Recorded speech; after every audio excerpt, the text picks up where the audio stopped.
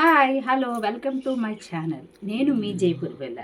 ఈరోజు నేను ఉల్లిపాయ, అల్లం వెల్లుల్లి పేస్టు, కర్రీ పేస్టు, పచ్చిమిరపకాయలు అన్నీ వేసి కారకాయలును గుండెకాయలు కూర వండుతున్నానండి.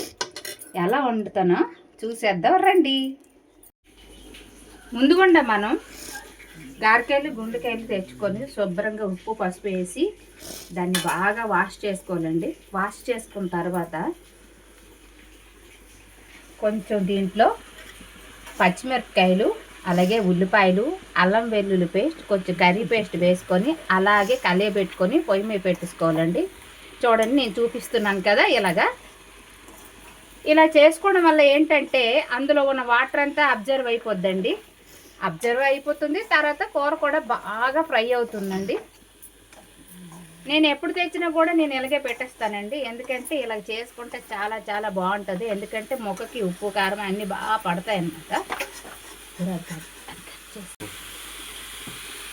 చూసారు కదా, నేను ఇలా కలిపెట్టుకున్నాను కదా. ఇప్పట్లో నేను దీంట్లోని ఉప్పు పసుపు అలాగే ఇంట్లో నేను తయారు చేసుకున్న మసాలా గుండ కూడా వేస్తాను. చూసేయండి.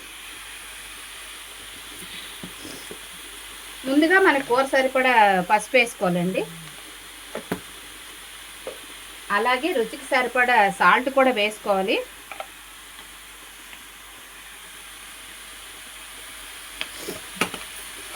అలాగే నేను చెప్పాను కదా హోమ్ మేడ్ అని, ఆ హోమ్ మేడ్ మసాలా కూడా నేను వేసుకుంటున్నానండి.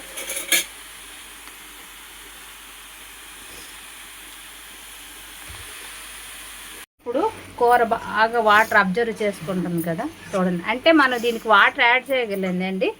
ఆ వాటర్లోనే ఇది బాగా ఫ్రై అయిపోతుంది.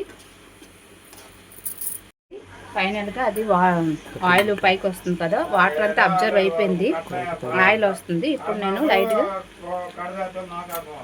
కొత్తిమీర వేసుకొని డిష్ అవుట్ చేసుకోవడమే, అంతే, అయిపోయింది కూర.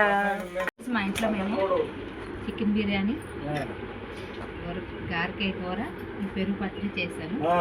డిష్ అవుట్ చేస్తాను. చూడండి, వేడి వేడి చికెన్ బిర్యానీ అండ్ గారకాయ కూర, ఎమ్ అండ్ పెరుగు పచ్చడి.